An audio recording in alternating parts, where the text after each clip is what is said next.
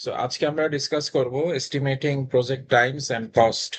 আমাদের মনে আছে যে আমরা গত ক্লাসে প্রজেক্টের বিভিন্ন ডেলিভারেবলস সম্পর্কে জেনেছিলাম। এখন এই ডেলিভারেবলস গুলো এক্সিকিউট করতে বা ম্যাটেরিয়ালাইজ করতে আমাদের কেমন সময় লাগবে, কেমন কস্ট লাগবে, এগুলো আমাদের কি করতে হয়? এস্টিমেট করতে হয়। আমি যদি খুব র একটা এক্সাম্পল দিই, ফর এক্সাম্পল একটা ম্যাটেরিয়াল প্রজেক্টের একটা স্টেশন, এটা তৈরি করতে বা কাজটা শেষ হতে কত সময় বা কত খরচ লাগবে, সেটা একটা ডেলিভারেবল, এবং এটা সময় বা খরচ কেমন লাগবে এটা আমাদের কি করতে হয়? এস্টিমেট করতে হয়। এখন এই এস্টিমেট গুলো করতে গেলে আমাদেরকে যে দুটো প্রসেস সাধারণত ফলো করা হয়, একটা process known as a top down process, আরেকটা process is known as a bottom up process. Top down বা প্রসেসে যেটা হয় যে টপ ম্যানেজমেন্টে যারা আছে, ফর এক্সাম্পল আমার প্রজেক্টের যারা অথরিটি বা প্রজেক্ট যারা এক্সিকিউট করবে, আই মিন যে যে কোম্পানিটা, আই মিন কন্ট্রাক্টর। সো সেই কোম্পানি যারা টপ ম্যানেজমেন্ট, তারা হয়তো বলবে যে এই কাজটা করতে এই সময় লাগবে। ঠিক আছে। সো তখন টপ ম্যানেজমেন্ট যখন বলবে, তখন আমরা ওই এস্টিমেট কে বলছি যে টপ ডাউন এস্টিমেট। আমি যদি একটা হসপিটাল থেকে এক্সাম্পল দিই, সো হসপিটাল এসে একটা কমপ্লিকেটেড একটা অপারেশন হবে, that is also project kind of. So এটা যদি ম্যানেজমেন্ট, হসপিটালের যারা ম্যানেজমেন্ট আছে, তারা যদি বলে, তখন হবে এটা kind of top down estimate. But এস্টিমেটটা যদি এমন কারো থেকে আসে যারা প্রজেক্টটা এক্সিকিউশনের সাথে ডিরেক্টলি ইনভলভড, ফর এক্সাম্পল আমার এই প্রজেক্টের যারা আপনার সে এমআরটি প্রজেক্টে যেটা বলছিলাম, একটা মেইন কন্ট্রাক্টর তো পুরো কাজের একটা কাজ নিয়েছে, আর সে কিন্তু আবার কিছু সাব কন্ট্রাক্টরকে কি করে, এনগেজ করে, যারা হয়তো পার্ট পার্ট কাজগুলো করবে। আমি যদি বলি যে সাব ডেলিভারেবলস এগুলো যারা এক্সিকিউট করবে, সেখান থেকে যদি এস্টিমেটটা আসে, মানে যারা এটার এক্সিকিউশনের সাথে ডিরেক্টলি ইনভলভ, তখন এটা হয় আবার bottom up estimate. For example, আমি যেটা হসপিটাল অপারেশন এক্সাম্পল দিচ্ছি, অপারেশন তার ম্যানেজমেন্ট করবে না, অপারেশন করবে তো আপনার ডক্টররা। এখন ডক্টররা যদি আমাদেরকে এস্টিমেট বলে যে এটাতে এমন সময় লাগবে, এটাতে এমন খরচ লাগবে, তখন কিন্তু এস্টিমেটটা হয়ে যাবে বটম আপ এস্টিমেট। এটা সম্পর্কে আমরা আরেকটু ডিটেইলে জানবো। আর আপাতত আমরা একটা সামারি বলার চেষ্টা করছি। এখন এস্টিমেশন যে আমাদেরকে করতে হয়, এস্টিমেশন গুলো যতটুকু পসিবল আমাদের একুরেট করার একটা প্রচেষ্টা থাকতে হয়, যে যতটুকু কস্ট একুরেটলি এস্টিমেট করা যায়, এবং টাইমটাও যতটুকু পসিবল একুরেটলি করা যায়। সো এটা যদি আমরা একুরেটলি করতে না পারি, there is a chance that যে কাস্টমার, মানে প্রজেক্টের যিনি কাস্টমার বা প্রজেক্টটা যার জন্য করা হচ্ছে, there will be a kind of dissatisfaction or kind of false expectation which will arise in the mind of customer। ঠিক আছে। আমরা কিভাবে একুরেসিটা বাড়াতে পারি সেটা নিয়ে আমরা এই টপিকে গাইডেন্স দেওয়ার চেষ্টা করব। বাট ম্যাটার হচ্ছে এখানে আবার আপনার একটা ট্রেড অফও ম্যাটার করে, মানে আমরা যত একুরেট করার চেষ্টা করব, তত আমাদের সময় বেশি লাগবে। যত সময় বেশি লাগবে, তত আবার আমার প্রজেক্টটা ডিলেও হয়ে যেতে পারে। ঠিক আছে। So there is a kind of balancing, যে আমি কতটুকু প্রিসিশনের দিকে এম্পাসাইজ করব, কতটুকু কস্টের দিকে এম্পাসাইজ করব। জাস্ট থিঙ্ক অফ যে আপনি যত প্রিসাইসলি এস্টিমেট করতে চাইবেন, যত মানে আপনার সে ফিজিবল একটা, আপনি একটা এস্টিমেশন করতে যাচ্ছেন। এখন এস্টিমেশন তো এমনি এমনি হয় না, এস্টিমেশন করতে আপনাকে অনেক কিছু কাজ করা লাগে, সেই কাজগুলো তো তো কস্টলি। এখন আপনি জাস্ট এস্টিমেশনের জন্য যদি অনেক কস্ট করে ফেলেন, সো প্রজেক্টের ওভারঅল কস্ট তো বেড়ে যাবে, রাইট? সো এস্টিমেশন যে কারেক্ট হতে হবে, এবং এটা নিয়ে কারো কোনো ডাউট নাই। এবং এস্টিমেশন যে করতে হয়, এটার আই মিন নেসেসিটি নিয়ে কারো কোনো ডাউট নাই। সেটা যত প্রিসাইসলি আমরা করতে পারবো, তত আমাদের প্রজেক্টের এক্সিকিউশন এবং কমপ্লিশনটা পারফেক্ট হবে। So there are some reasons এখানে বলা হচ্ছে যে why the estimation of time and cost is important. ঠিক আছে। সো আমরা এটা যত প্রিসাইসলি আমরা এস্টিমেট করতে পারবো, আমাদের মনে আছে আমরা একটা কন্ট্রোলিং এর কথা বলছিলাম। সো আমরা অ্যাকচুয়াল কস্ট, টাইম, এগুলো আমরা এস্টিমেটেড কস্ট এন্ড টাইমের সাথে কম্পেয়ার করে কি করতে পারবো, আমাদের কন্ট্রোল কাজটা করতে পারবো। So, আমার এস্টিমেশনটা যদি প্রিসাইজ না হয়, আমরা কিন্তু কন্ট্রোলটা ঠিক মতো করতে পারবো না। আচ্ছা, এখন ম্যাটার হচ্ছে আমরা প্রজেক্ট ম্যানেজমেন্ট ইনস্টিটিউটে যে আপনার প্রজেক্ট ম্যানেজমেন্ট নলেজ বুক আছে, সেখানে এস্টিমেশনের সাথে রিলেটেড কিছু টার্মস ইন্ট্রোডিউস করা হয়েছে, সেটা সম্পর্কে আমরা একটু জানার চেষ্টা করি। So, প্রথম ম্যাটারটা হচ্ছে রেঞ্জ। সো রেঞ্জ হচ্ছে আপনার number of potential outcomes that could be expected to ochre. For example, আপনার আহ, আপনি একটা বিল্ডিং কনস্ট্রাকশন, সো সেখানে আপনাকে বললো যে আমার পাইলিং করতে 2 থেকে আড়াই মাস সময় লাগবে। সো এই যে 2 থেকে আড়াই মাস সময়টা, এই এই ইন্টারভালকে আমরা বলছি যে রেঞ্জ। বা আপনার সে বলা হলো যে আমার 20 থেকে 21 লাখ টাকা মতো খরচ হবে, সেই যে 20 থেকে 21 লাখ বলছি, এটাকে আমরা বলছি কি রেঞ্জ। আচ্ছা, সেকেন্ড থিং যেটা আমাদের জানতে হবে সেটা হচ্ছে একুরেসি। একুরেসিতে অ্যাজ দ্য নেম ইমপ্লাইজ, আমরা যেটার উপর এমফাসাইজ করি সেটা হচ্ছে আমরা যে এস্টিমেটটা করছি সেটা কতটুকু কারেক্ট। এটা এইটার কারেক্টনেস এর উপর আমরা এমফাসাইজ করি, সেটাকে আমরা বলছি একুরেসি। সো ফর এক্সাম্পল, একজন কন্ট্রাক্টর আপনাকে বললো যে 10 দিনের মধ্যে আমরা কাজটা শেষ করতে পারবো, ঠিক আছে, বাট দেখা গেল রিয়েলি সে কাজ শেষ করে ফেলেছে 9 দিনের মধ্যে। তার মানে তার যে ইনিশিয়াল এস্টিমেট 10 দিন ছিল, সেটা কি ছিল না, একুরেট ছিল না। ঠিক আছে। আচ্ছা, নাম্বার থ্রিতে আমরা বলছি প্রিসিশন। প্রিসিশন আমরা যেটা বলার চেষ্টা করছি, আহ, আমার যে এস্টিমেটটা করার চেষ্টা করছি বা যে এস্টিমেটটা আমি বলছি, এটার ডিগ্রি অফ এক্সাক্টনেস, মানে এবং এটার মধ্যে কোনো এম্বিগুইটি থাকা যাবে না।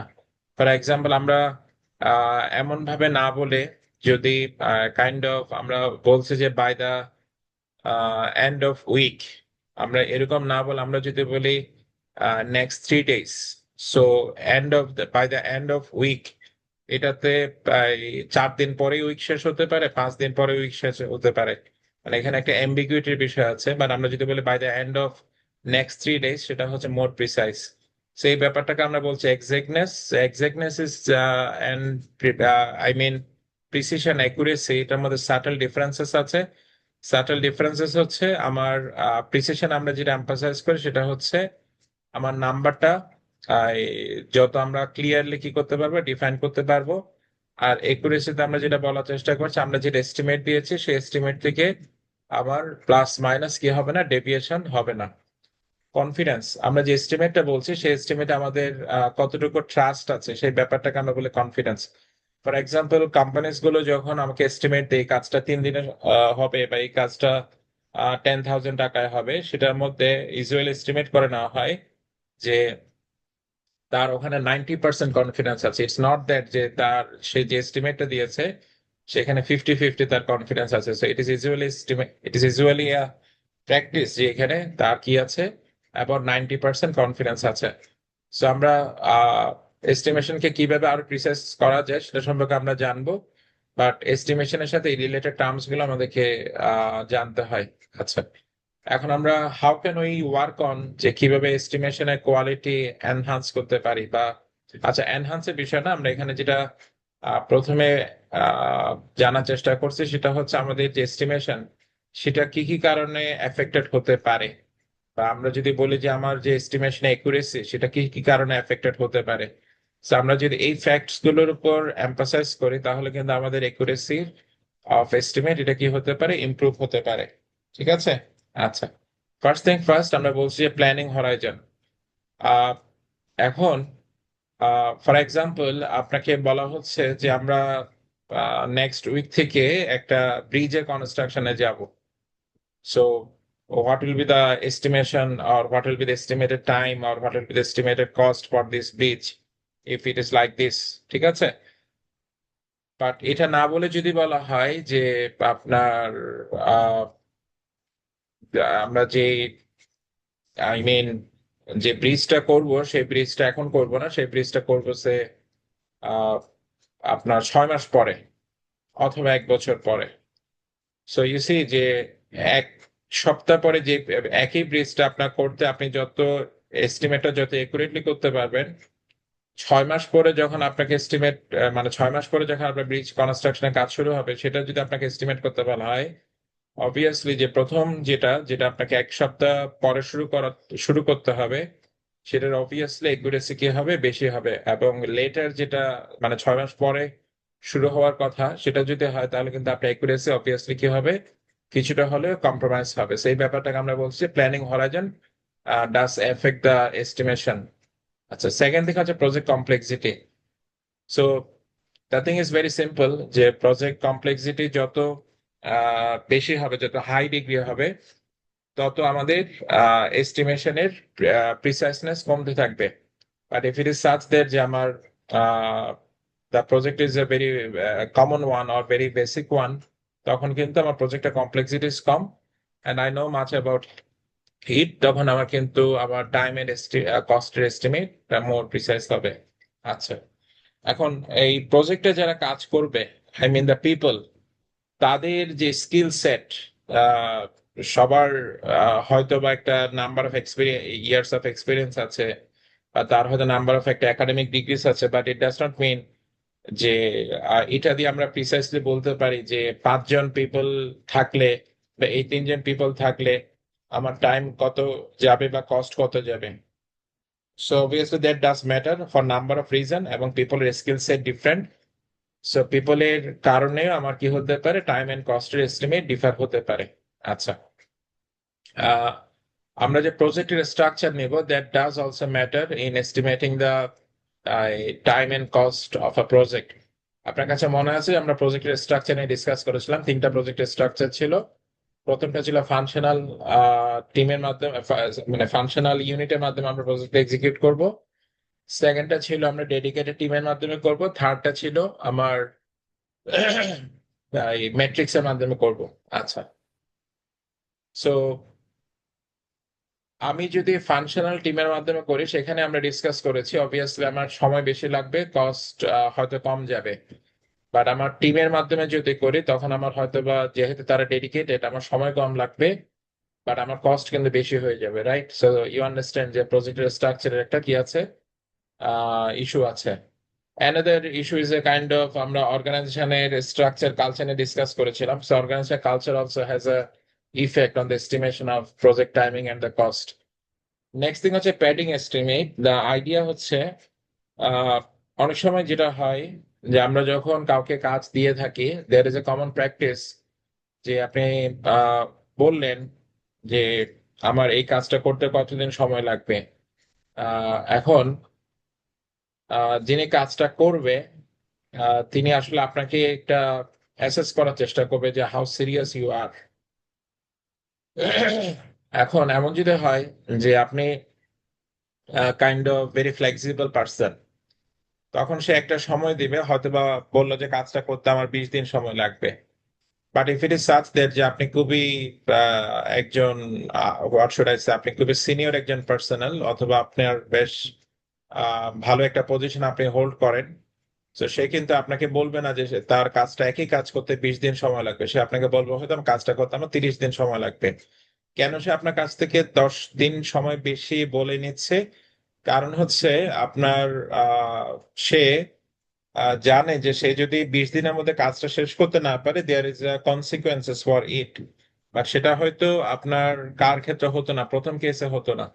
তো সবাই যেটা করার চেষ্টা করে, সবাই মিলে মানে কাইন্ড অফ সেফ সাইডে থাকার জন্য কিছুটা কস্ট বাড়িয়ে বলে বা কিছুটা টাইম বাড়িয়ে বলে।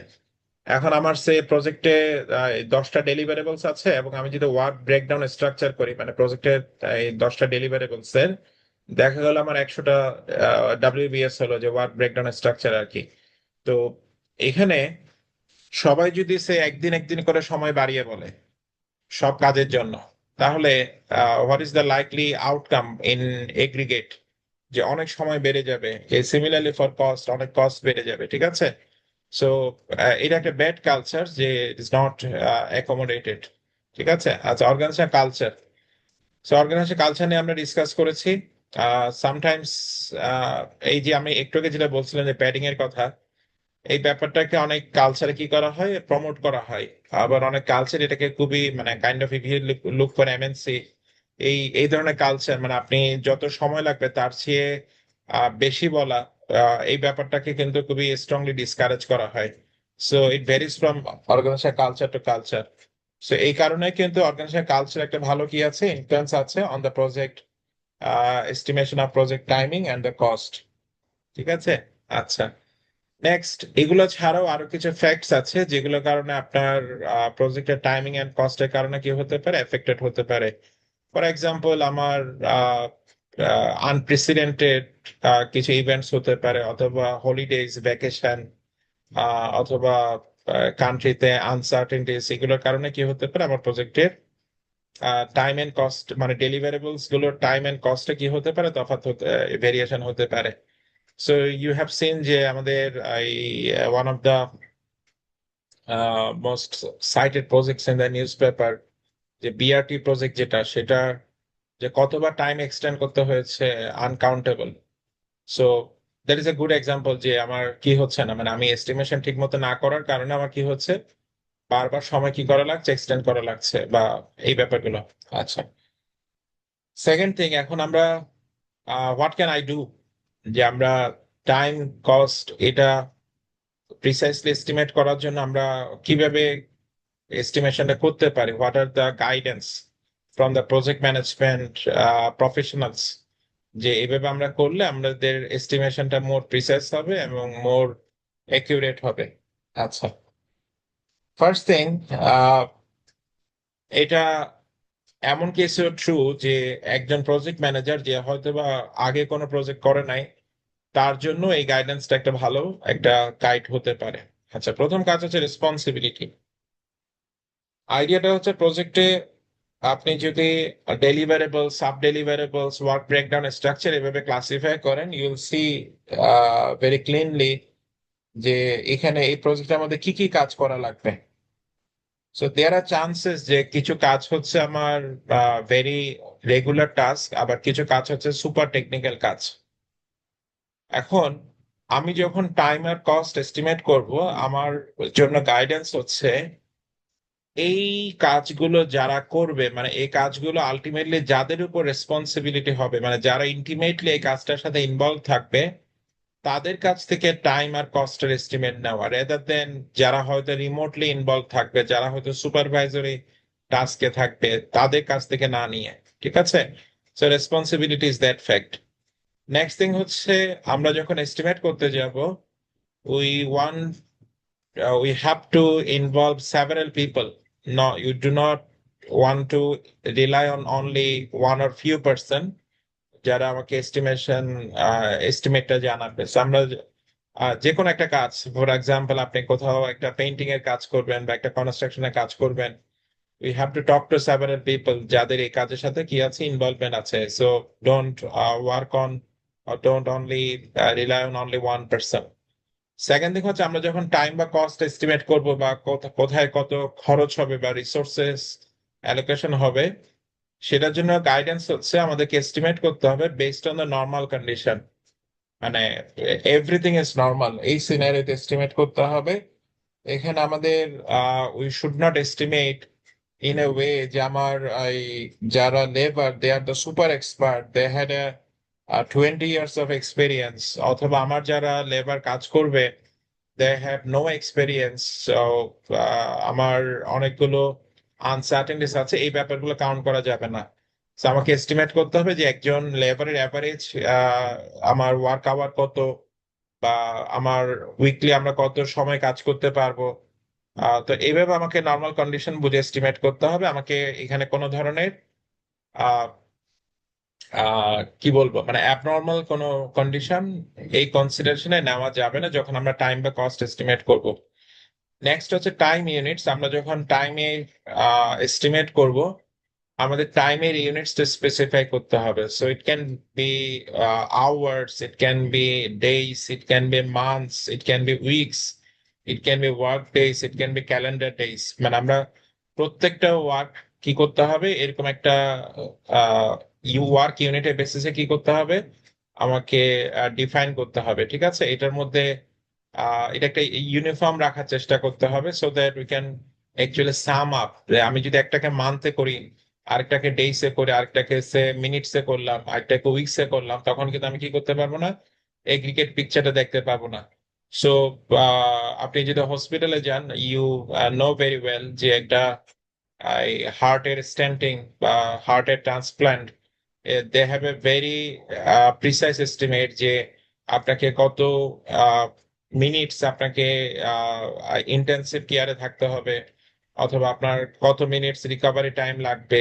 So this are the estimate, যে আপনাকে মিনিটে কি করা হয়, এস্টিমেট করা হয়। একইভাবে আপনি যদি বিল্ডিং কনস্ট্রাকশনে, সেখানে আপনার একটা উইকডেজ এর একটা হিসাব অফেন করা হয়। আচ্ছা, নেক্সট থিং হচ্ছে ইন্ডিপেন্ডেন্স। আমরা এখানে যেই ফ্যাক্টরকে এমফাসাইজ করছি সেটা হচ্ছে আমাদের প্রজেক্টে যে কাজগুলো আছে, আই মিন আমরা যেটাকে একসাথে ওয়ার্ক ব্রেকডাউন স্ট্রাকচার বলছি, WBS। আমাদের এজিউম করতে হবে কোনো কাজের সাথে ডিপেন্ডেন্ট না, কোনো কাজের সাথে ডিপেন্ডেন্ট না, এবং কাজগুলো কোনোটা, আই মিন এমন হবে না যে কাজগুলো একই সাথে কয়েকটা কাজ হচ্ছে। আমরা যেটা এজিউম করে নিব যে আমার কাজগুলো কাজগুলোকে ইন্ডিপেন্ডেন্ট এজিউম করতে হবে। সো হতে পারে যে দুটো বা তিনটা কাজ একই সাথে হচ্ছে, বাট একই সাথে হওয়া মানে এই না যে কাজটা একটা একটার সাথে ডিপেন্ডেন্ট থাকবে। সো আমরা এজিউম করে নিব যে কাজটা যদি ইন্ডিভিজুয়ালি বা ইন্ডিপেন্ডেন্টলি করা হয়, কেমন সময় বা কস্ট লাগবে, এইভাবে আমাদেরকে এস্টিমেট করতে হবে। আচ্ছা, নেক্সট হচ্ছে কন্টিনজেন্সিস এর জন্য আমাদের কিছু অ্যালাউয়েন্স রাখতে হবে। আমরা এখানে ইন্ডিপেন্ডেন্টলি নর্মাল কন্ডিশনের টাইম এন্ড কস্ট এস্টিমেট করেছি, ঠিক আছে, বাট কন্টিনজেন্সির জন্য আমাদের এক্সট্রা কিছু কি রাখতে হবে, টাইম অ্যালাউয়েন্স রাখতে হবে, আমাদের কিছু কস্টের অ্যালাউয়েন্স রাখতে হবে। এবং there are some kind of risk which might arise during the execution of the project. তো সেই ব্যাপারটা আমাদের এস্টিমেশনের সময় মাথায় রাখতে হবে, বাট এটা নিয়ে আমাদের ডিটেল ডিসকাশন আছে চ্যাপ্টার 7-এ, রিস্ক অ্যাসেসমেন্ট নিয়ে, প্রজেক্টের রিস্ক অ্যাসেসমেন্ট নিয়ে। তো আমরা পরের যে টপিকটাতে যাচ্ছি সেটা হচ্ছে আমরা ক্লাসের শুরুতে যেটা বলছিলাম যে আমাদের দুটো প্রসেস আছে, একটা হচ্ছে টপ ডাউন প্রসেস, একটা হচ্ছে bottom up process for estimating the time and cost. এখন অফেন এই টাইম আর কস্ট এস্টিমেশনটাকে অনেকেই তেমন গুরুত্ব দেয় না। মানে kind of they have a common statement like this যে আমরা এত বেশি এস্টিমেশন করতে গেলে আমাদের কাজ শুরু করতে দেরি হয়ে যাবে, রেদার আমরা কাজ শুরু করি, তারপর দেখা যাক কি কস্ট হয় বা কত সময় লাগে। সো শুনতে খুব অ্যাপিয়ালিং মনে হলেও, but that is not a very smart thing to move. আমাদের টাইম এন্ড কস্ট অবভিয়াসলি আমাদেরকে প্রিসাইসলি এস্টিমেট করতে হবে। এর জন্য যদি কয়েকদিন সময় বেশিও লাগে, that can be accommodated, that can be kind of investment. আর আমি যদি ঠিক মতো টাইম এন্ড কস্ট এস্টিমেট না করে কি করে প্রজেক্ট বিগিন করে ফেলি, if there is a obstruction or there is a more time required, যেটা হয়তো আমি টাইম এন্ড কস্ট ঠিক মতো প্ল্যান না করার কারণে হয়েছে, তখন কিন্তু সেটা একটা বিগ কনসিকুয়েন্সেস হবে। সো প্রজেক্ট ছোট হোক, প্রজেক্ট বড় হোক, আমাদেরকে মোটামুটি একটা রিজনেবল প্রসেসে কি করতে হয়, টাইম এন্ড কস্টটা এস্টিমেট করতে হয়। সো টপ ডাউন এস্টিমেটের ব্যাপার আমি একটু আগে বলেছি, আবার আমরা একটু ডিটেলে যাব। এখানে একটা গাইডেন্স আছে যে কখন টপ ডাউন অথবা কখন বটম আপ এস্টিমেটটা রিকমেন্ডেড। তো সেই গাইডেন্সটা আমরা পরে রিয়েলাইজ করব, বাট আপাতত আমরা যদি একটা দুটা বলি, যে যদি স্ট্র্যাটেজিক ডিসিশন মেকিং এর ইস্যু হয়, তখন আমার টপ ডাউন থেকে টপ লেভেল ম্যানেজমেন্ট থেকে এস্টিমেশনের ব্যাপারটা আনাটা recommended. But on the other side, যে কাস্টমার যদি ডিটেলস চায়, তখন কিন্তু আমার বটম আপ এস্টিমেশনের প্রসেসটা মোর রিকমেন্ডেড। দেন আমার যদি কাজের মধ্যে বা টাইম এন্ড কস্ট যে আমি এস্টিমেট করতে যাব সেটার মধ্যে যদি হাই ডিগ্রি অফ আনসার্টেনিটিস থাকে, তখন it is often recommended to get the involvement of the top down.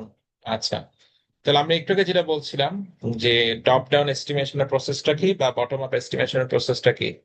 তো টপ ডাউন এস্টিমেশন প্রসেসটা হচ্ছে যারা টপ লেভেল ম্যানেজমেন্ট আছে বা টপ ম্যানেজার্স আছে, usually they use their experience, they use the information they have available, they will provide this input to estimate the time and cost required for completion of a project. So এখানে একটা interesting example দেওয়া হচ্ছে যে একটা সিটিতে একটা building তৈরি করা হবে, that building is a new law building. এখন একজন মেয়র, ইউ আন্ডারস্ট্যান্ড যে মিউনিসিপ্যালিটির টপ ম্যানেজমেন্টে কে আছে? মেয়র আছে, রাইট? এখন আপনি মেয়রকে যদি জিজ্ঞেস করেন এবং মেয়র যদি বলে যে আমার এই বিল্ডিংটা করতে আমার $23 মিলিয়ন খরচ হবে এবং এই বিল্ডিংটা সে 2 থেকে আড়াই বছরের মধ্যে এই বিল্ডিংটা ইউজেবল হবে, ঠিক আছে? এখন মেয়র তো এই বিল্ডিং তৈরি করবে না, মেয়র হচ্ছে টপ ম্যানেজমেন্টের পার্ট। সো এখন মেয়র এই এস্টিমেশন কোত্থেকে জানলো? That is the big question. কোয়েশ্চেনটা তাহলে এটার আনসার কি হবে? সো অবভিয়াসলি প্রবাবলি যে মেয়র হয়তো কোনো একজন কন্ট্রাক্টরের সাথে কথা বলেছে, বা যারা প্রজেক্ট ম্যানেজার এরকম কারোর সাথে তার হয়তো মিটিং হয়েছে এবং তারা হয়তো তাকে তাদের এক্সপিরিয়েন্সটা শেয়ার করেছে, সেখান থেকে সে একটা রাফ এস্টিমেশন শুনেছে, সেখান থেকে তিনি এই এস্টিমেশনটা দিলেন। তো এই যে এস্টিমেশনটা দিলেন সেই এস্টিমেশনটা kind of top down estimate, but the idea হচ্ছে এই টপ ডাউন এস্টিমেশনটা অনেক সময় যেখানে আমার খুব প্রিসাইসনেস দরকার বা খুব ডিটেলস দরকার, সেটা হয়তো আমরা কোত্থেকে পাবো না, টপ ডাউন এস্টিমেট থেকে পাবো না, তখন কিন্তু আমাদের বটম আপ এস্টিমেট থেকে কি নেওয়া লাগবে? অ্যাসিস্ট্যান্স নেওয়া লাগবে। But again, I would like to stress that top-down estimates or bottom-up estimates, these are not the contrasting. মানে top-down estimate করলে bottom-up estimate করা যাবে না, অথবা bottom-up estimate করলে top-down করা যাবে না, এরকম ব্যাপারটা না। So এখানে একটা ইন্টারেস্টিং এক্সাম্পল আছে। ট্রাম পোর্টল্যান্ডে এই ওরিগনে ট্রাম তৈরি করা হয়েছিল। সো সেখানে টপ ডাউন এস্টিমেট থেকে এটা কনস্ট্রাকশনের যে কস্ট দেওয়া হয়েছিল সেটাতে বেশ কয়েকবার রিভিশন হয়েছে। বেশ কয়েকবার রিভিশন হওয়ার কারণে আমার কস্ট কি করতে হয়েছে? রিঅ্যাডজাস্টমেন্ট করতে হয়েছে। তার মানে আমার ইনিশিয়াল যে এস্টিমেশন ছিল সেটাতে আমার বেশ মানে খুব যে একুরেট ছিল সেটা আমরা বলতে পারছি না। সো এটা একটু দেখার চেষ্টা করবেন। আহ এটার সাথে আমাদের কম্পারেবল হচ্ছে, ইউ উইল সি যে আমাদের পদ্মা সেতুর যে ইনিশিয়াল এস্টিমেট করা হয়েছিল কস্ট কত হবে, সেটাতে কতবার কতবার কস্টটাকে কি করতে হয়েছে? রিভাইজ করতে হয়েছে। সো এটা কেন হচ্ছে? সো এটাতে তার মানে ইনিশিয়াল এস্টিমেশনে কি ছিল, আমার একুরেসিটা ঠিক মতো ছিল না, এই জন্য বারবার কি করা লেগেছে? রিভিশন করা লেগেছে। সো এটা হয়তো বা আপনি একটা গভর্নমেন্ট যখন স্পন্সর তখন হয়তো এটাকে আপনি ততটা গুরুত্বের সাথে দেখলেন না। গভর্নমেন্ট হয়তো এটাকে বারবার রিভাইজ করাটা তার হয়তো অথরিটি আছে, সে এটা করতে পারলো। But if it were a private project, এটা কিন্তু করতে পারতো না, সেটা কিন্তু এত ইজি ছিল না। তো তখন কিন্তু প্রজেক্ট কিন্তু কি হয়ে যেত? প্রজেক্ট কিন্তু স্টাক হয়ে যেত। ঠিক আছে? আচ্ছা, এখন আমরা যদি আহ অপোজিট দিকে বলি যে আমরা যারা প্রজেক্টের সাথে ডিরেক্টলি ইনভলভ থাকবে তাদের কাছ থেকে যদি আমরা এস্টিমেট নেওয়ার চেষ্টা করি, তখন সেই এস্টিমেটটা হবে যে বটম আপ এস্টিমেট। এখন বটম আপ এস্টিমেশনে যারা involve they are likely to provide you as much as detail timing, as much as detail costing as possible. তার মানে এই এস্টিমেশনটা আমরা কিন্তু তাদের কাছ থেকে নিচ্ছি যারা হচ্ছে আহ কাজের সাথে ডিরেক্টলি ইনভলভ থাকবে, and we are believing that they are more knowledgeable of the task of the work. আমরা বলছি না যে প্রজেক্টের ব্যাপারে মোর নলেজেবল, আমরা বলছি যে প্রজেক্টের যে সাব ডেলিভারেবলস আছে, প্রজেক্টের যে ছোট ছোট ছোট ছোট কাজ আছে, সে একটা প্রজেক্টের সে এমআরটি প্রজেক্টের একটা স্টেশনে সে একটা এসকেলেটর ইনস্টল করতে কতদিন সময় লাগবে? So আমরা এখানে বলছি এসকেলেটরে যারা কাজ করে ওই যে এক্সপার্ট আছে তাদের কাছ থেকে আপনি যখন এস্টিমেশন নিচ্ছেন সেটা হচ্ছে বটম আপ এস্টিমেট। বাট আমি যদি বলি যে আপনি কার থেকে একদম যিনি হয়তো টপ লেভেল ম্যানেজমেন্ট থেকে আপনি এস্টিমেট নিচ্ছেন, তখন এটা হবে বটম আপ এস্টিমেট। ঠিক আছে?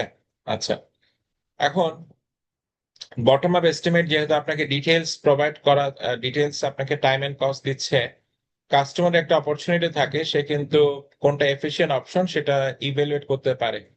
So if it is such that যে আমার একটা প্রজেক্টের একটা এক্সপেক্টেড কমপ্লিশন ডেট ফিক্স করা হলো 2 ইয়ার্স, বাট বটম আপ যে প্রসেস সেখান থেকে আপনাকে বলা হচ্ছে যে it can not be finished before 2.5 years.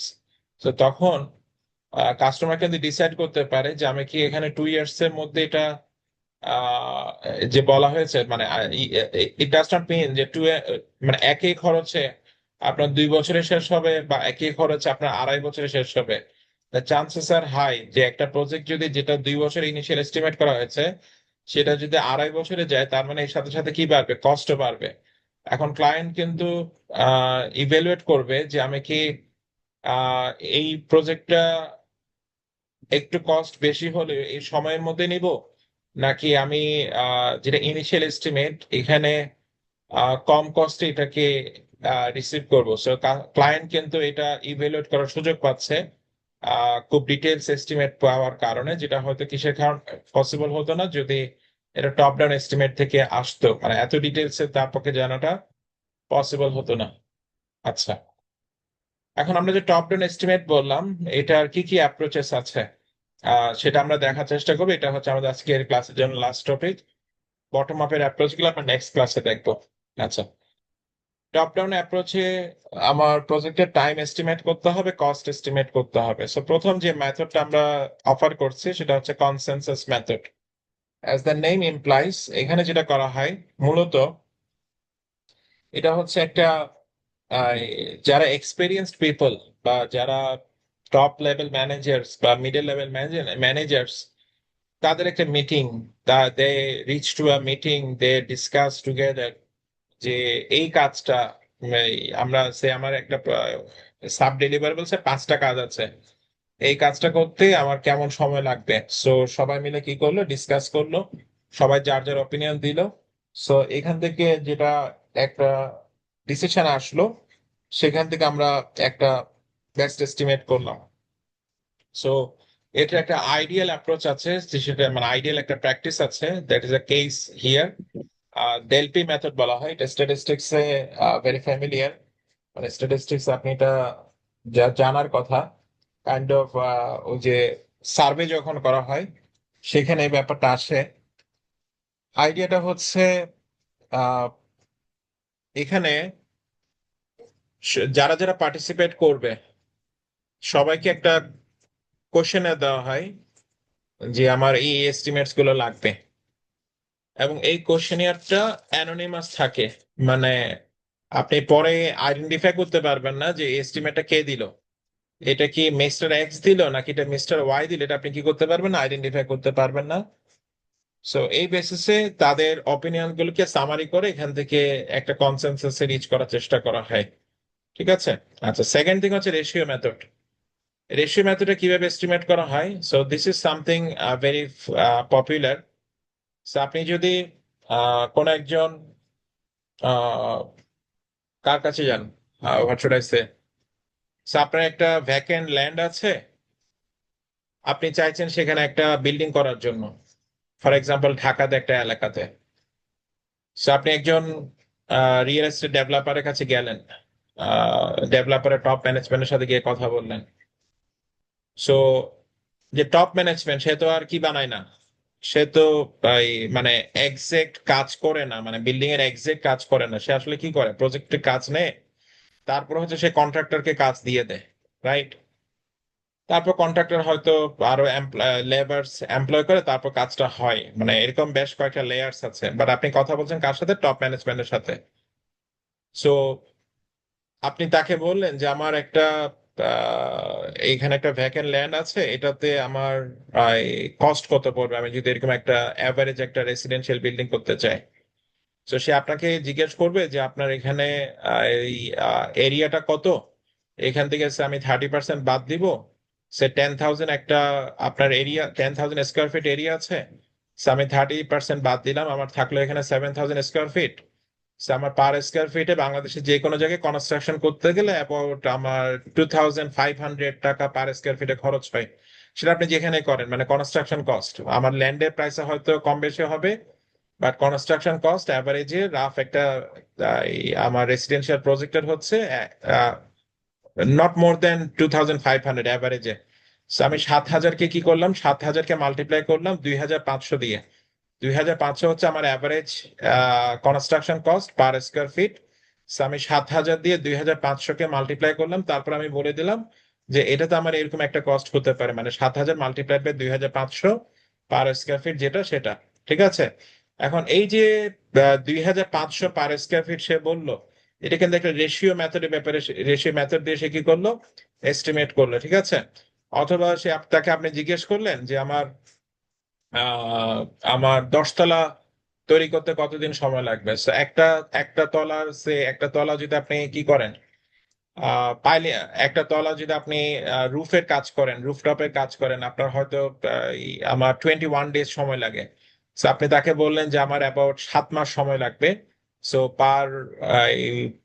পার ফ্লোরে আমার 21 ডেজ সময় লাগবে। সো নট নেসেসারি যে এক্স্যাক্টলি সব ফ্লোরে 21 ডেজ সময় লাগে।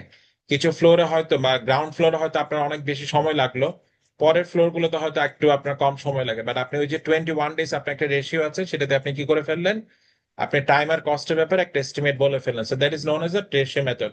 সো এই ধরনের মেথড গুলো সাধারণত টপ ম্যানেজমেন্ট ইউজ করে, বাট আপনি বটম লেভেল এস্টিমেট থেকে কিন্তু একটু ডিটেলস পাবেন। সে হয়তো আপনাকে বলবে যে গ্রাউন্ড ফ্লোর হলে এটা, বাট এটা যদি একদম টপ ফ্লোর হয় তখন কিন্তু একটু সময় কম লাগবে।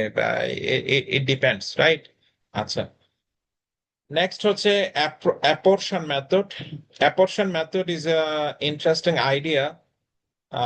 এটা সাধারণত ইউজ করা হয় কাইন্ড অফ কমন প্রজেক্টের ক্ষেত্রে, যে প্রজেক্ট গুলো সাধারণত খুব কমনলি করা হয় সেই সকল প্রজেক্টে করা হয়। ফর এক্সাম্পল, আপনি যদি একটা বিল্ডিং এর কথা বলেন, there is a common estimate যে একটা বিল্ডিং এর অ্যাবাউট 30 থেকে 40% সে আপনার ফাইলিং এ চলে যাবে।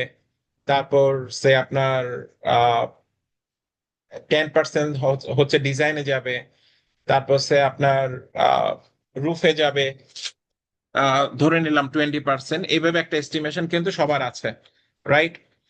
সো কমার্শিয়াল ব্যাংকস গুলো কি করে, যে কন্ট্রাক্টরকে যখন সে ক্যাশ ফ্লো রিলিজ করে বা ফাইন্যান্সিং রিলিজ করে, সে এভাবে একটা এস্টিমেট করে যে এই কাজটার জন্য, মানে সে পাইলিং এর কাজ যখন শেষ হয়ে যাবে তখন তাকে 30% তাকে রেডি রাখতে হবে, এরকম। ঠিক আছে, So, এখানে আমরা যেটা রেলিভেন্ট বলছি সেটা হচ্ছে একটা প্রজেক্টের এস্টিমেট করা হলো যে এই প্রজেক্টের খরচ হবে $5 লাখ। সেই প্রজেক্টে কি কি কাজ আছে, এই প্রজেক্টে ডিজাইনিং এর কাজ আছে, প্রোগ্রামিং এর কাজ আছে, টেস্টিং এর কাজ আছে, ডকুমেন্টেশনের কাজ আছে, অ্যান্ড প্রডিউস সিডির কাজ আছে। এবং উই হ্যাভ এস্টিমেটেড যে কোন কাজে কত খরচ হয়, 20%, 30%, 40%, 5%, 5%। সো ডিজাইনের মধ্যে আবার দুটো দুটো ওয়ার্ক আছে, মানে এই ক্যান থিঙ্ক অফ যেগুলো হচ্ছে ডেলিভারেবল, সেগুলো হচ্ছে সাব ডেলিভারেবল, সেগুলো হচ্ছে এর নিচে যদি আরো থাকে আপনি ইউ ক্যান থিঙ্ক অফ যে এগুলো হচ্ছে ইন্ডিভিজুয়াল ওয়ার্ক। সো এই সাব ডেলিভারেবলস গুলোর মধ্যে আপনি কি দেখতে পাচ্ছেন যে কোন কাজে কত পার্সেন্টেজ খরচ রাফলি যেতে পারে। সো এই পার্সেন্টেজ গুলো আপনি ইউজ করতে পারেন। ফর এক্সাম্পল, আমি আপনাকে বললাম যে আমরা একটা প্রজেক্ট নিচ্ছি, সেটা একটা কাইন্ড অফ এরকম, মানে এখানে যে প্রজেক্ট এক্সাম্পল দেওয়া হচ্ছে এরকম একটা প্রজেক্ট, এবং এই প্রজেক্টের জন্য আমাদের খরচ হচ্ছে, এস্টিমেটেড টোটাল খরচ হচ্ছে সে $10 মিলিয়ন। আমরা তখন ডিজাইনের জন্য 20% রাফলি বলতে পারবো যে আমার 2 মিলিয়ন কিসে খরচ হবে, ডিজাইনে খরচ হবে। প্রোগ্রামের জন্য খরচ হবে সে 3 মিলিয়ন। সেটা আমি এই পার্সেন্টেজ গুলো কোত্থেকে বলছি, So, এরকম আমি এই পার্সেন্টেজ গুলো কোত্থেকে বলছি, এই পার্সেন্টেজ গুলো বলছি যে অ্যাপরশন মেথড থেকে। So this are rough estimate. আর আপনি যদি যে কোনো একটা বিল্ডিং এর ক্ষেত্রে বলেন, রাফলি স্পিকিং সে আপনার 40%, অ্যাবাউট 40% বা 35 to 40% আপনার কিন্তু পাইলিং এর পিছনে চলে যাবে, রাইট? বাকি যে খরচটা সেটা হয়তো বা আদার ওয়ার্কস এ যাবে। So that's a rough estimate. So যে কোনো কাজের জন্য কিন্তু আপনার এরকম একটা রাফ এস্টিমেট থাকে, বাট ম্যাটার ইজ দ্যাট এটা সব ক্ষেত্রে ইউনিফর্ম না, কিছু হয়তো প্লাস মাইনাস হতে পারে, but the matter is that এটা কমনলি ইউজ করা হয় যখন এই প্রজেক্ট গুলো, যে মানে আমরা যে প্রজেক্টের কথা বলছি সেই প্রজেক্ট গুলো আমরা আগেও নিয়েছি, মানে আমাদের একটা পাস্ট কি আছে, এক্সপেরিয়েন্স আছে। সো নেক্সট থিং হচ্ছে function point method for software and system project. সেখানে মূলত যেটা করা হয়, it is more applicable for software development project. একটা সফটওয়্যার, আমরা অ্যাজাইল প্রজেক্ট ম্যানেজমেন্টের সফটওয়্যারের কথা বলেছিলাম। তো সফটওয়্যারে আপনার নাম্বার অফ ফাংশন পয়েন্টস বা নাম্বার অফ মেজর প্যারামিটার্স আছে। সো নাম্বার অফ প্যারামিটার্স গুলোকে আমরা কি বলছি, যে kind of number of input কি হবে, নাম্বার অফ আউটপুট কি হবে, ইনকোয়ারি কি হবে, ডেটা ফাইলস কি হবে, ইন্টারফেসেস কি হবে, এরকম এগুলোকে আমরা কি বলছি, এক একটা প্যারামিটার বলছি।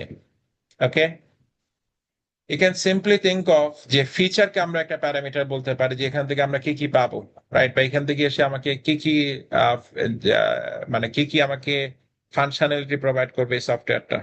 সো আমরা এই প্যারামিটার্স গুলো বা আমাদের পুরো সফটওয়্যারের কাজকে আমরা নাম্বার অফ প্যারামিটার্স কে কি করতে পারি, ক্লাসিফাই করতে পারি। So আমরা প্যারামিটার্স পাঁচটা ক্যাটাগরিতে দেখছি: input category, output category, inquiries category, files category, interfaces category. এখন এই প্যারামিটার্স গুলো সবগুলো আহ, মানে আপনি যদি একটা সফটওয়্যারের ক্ষেত্রে চিন্তা করেন, এই সফটওয়্যারে হয়তো বা 10টা ইনপুট থাকবে, ধরে নিলাম। এখন 10টা ইনপুটের মধ্যে 10টা ইনপুটে কি না, 10টা ইনপুটে আপনার একই ধরনের আই মিন একই ধরনের কমপ্লেক্স না, একই ধরনের কমপ্লেক্স না। আপনার কিছু প্যারামিটার্স আছে যে অনেক কমপ্লিকেটেড, কিছু প্যারামিটার্স আছে লেস কমপ্লিকেটেড। এখন আমরা যেটা করব, এই প্যারামিটার্স গুলোকে আমরা ওয়েটিং করব। এই প্যারামিটার্স গুলোকে আমরা ওয়েটিং করব based on the complexities. So যেটা হয়তো বা আমি এখানে একটা এক্সাম্পল দিয়েছি, আমার নাম্বার অফ ইনপুটস। সো যেটা হয়তো বা লো কমপ্লেক্সিটি, ফর এক্সাম্পল আমার 10টা প্যারামিটার, তো ইনপুটের মধ্যে 10টা প্যারামিটার। যেটাতে লো কমপ্লেক্সিটি, সেরকম আমার সে প্যারামিটার আছে ইনপুটের মধ্যে 3টা। সো 3টার সাথে আমি কমপ্লেক্সিটি ওয়েট মাল্টিপ্লাই করছি 2। ওকে, আর যেটা কমপ্লেক্সিটি একটু বেশি, মানে লো থেকে একটু বেশি, সেটার সাথে আমি কমপ্লেক্সিটি ওয়েটিং মাল্টিপ্লাই করছি 3। বাট কিছু প্যারামিটার আছে সে মানে আউট অফ 10টা ইনপুট, যেটা সে দুইটা প্যারামিটার ধরলাম, 10টার মধ্যে দুইটা, যেগুলো হচ্ছে হাই কমপ্লেক্সিটি, সেটার সাথে আমি মাল্টিপ্লাই করলাম 4। এইভাবে আমরা নাম্বার অফ ইনপুটস এর টোটাল কি বের করলাম, কমপ্লেক্সিটি ওয়েট আমরা বের করলাম, যে বেসড অন দ্য কমপ্লেক্সিটি এটা টোটাল ওয়েট কত। তারপর এগুলোকে আমরা কি করলাম, সামারি করলাম। বেসড অন দ্যাট আমাদের একটা পার ইউনিট অফ কমপ্লেক্সিটি আমার কত কস্ট হয় বা কত টাইম হয়, এটা আমরা সলভ করতে পারি একটা রিগ্রেশন ফর্মুলা দিয়ে। যে পার ইউনিটে আমার, মানে ওই যে আমরা Y is equal to A plus B X linear equation আছে না, যে পার ইউনিট আমার খরচ কত বা পার ইউনিট আমার কতদিন সময় লাগে, এরকম। সো আমি পার ইউনিট অফ সে এখানে কমপ্লেক্সিটি আমি কি করলাম, আমার এস্টিমেট করলাম যে আমার খরচ কত হবে বা সময় কত যাবে। বেসড অন দ্যাট ফর্মুলা আমরা কি করতে পারি, আমার এই ফাংশন পয়েন্টের মেথডের বেসিসে সফটওয়্যারে কত সময় লাগবে বা কত কস্ট লাগবে সেটা এস্টিমেট করতে পারি। এখন এই যে ওয়েটিং আমরা দেখতে পাচ্ছি, যে কাইন্ড অফ জেনারিক একটা সিম্পলিফাইড একটা ভার্সন। এটা কিন্তু কোম্পানি টু কোম্পানি কি করতে পারে, এটা সফটওয়্যার কোম্পানিজ গুলো ভালো জানবে। They can actually design their own complexity weighting. ঠিক আছে, নেক্সট থিং যেটা লার্নিং কাপ, এটার সাথে আপনি কম বেশি ফ্যামিলিয়ার। দ্য আইডিয়া হচ্ছে ম্যানেজার্সটা,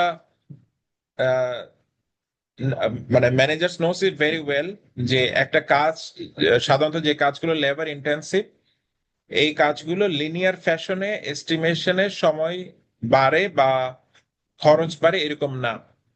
ফর এক্সাম্পল আপনি আপনি যদি চিন্তা করেন যে আমাদের যে কাজগুলো লেবার ইন্টেন্সিভ, সেই কাজগুলোতে কাজ যখন রিপিটেটিভ কাজ হয় তখন আমাদের সময় কম লাগে, মানে পরবর্তী ইউনিটস গুলোতে আমাদের সময় কম লাগে। সো সময়টা কেন কম লাগে, বিকজ উই হ্যাভ লার্ন, যে আমাদের আগের এক্সপিরিয়েন্স থেকে আমরা বুঝতে পারি যে আমার কোথায় আমি আর একটু সময় কম নিতে পারি, বা কোথায় আর একটু এই সময়কে আর একটু এফিসিয়েন্টলি ইউটিলাইজ করা যায়। If you just look for, যে আপনি যদি দেখেন যে এমআরটি প্রজেক্টে আমার সে শুরুর দিকে যে স্টেশনগুলো হয়েছিল, সেখানে লেবাররা যত সময়ে কাজ শেষ করতে পেরেছে, আর আপনি যদি লেটার টাইমে যেই আপনার স্টেশনগুলো হচ্ছে সেটা মানে if you can look for যে কমলাপুরে কাজটা করতে কত সময় বা কতদিন সময় লাগছে, আপনি দেখবেন যে এই কাজটা অনেক কম সময়ের মধ্যে হচ্ছে। কারণটা কি, তা ওখান থেকে যে লার্নিংটা আগের স্টেশনগুলো থেকে, যেহেতু একই ধরনের স্টেশন বা একই ধরনের কাজ রিপিটেটিভ, সো লেবাররা ওখানে যে সময়টা নিয়েছে এখানে কিন্তু তার সময়টা সে কম নিচ্ছে। সো এটাকে আমরা যদি সামারাইজ করি, এটাকে আমরা বলি যে each time the output quantity doubles, the unit labour hours are reduced at a constant rate. So এতটুকুই আমরা আজকে ডিসকাস করতে চেয়েছিলাম, top down approaches for estimating the project time and cost. So আমরা এখানে আজকে ক্লাস ফিনিশ করছি।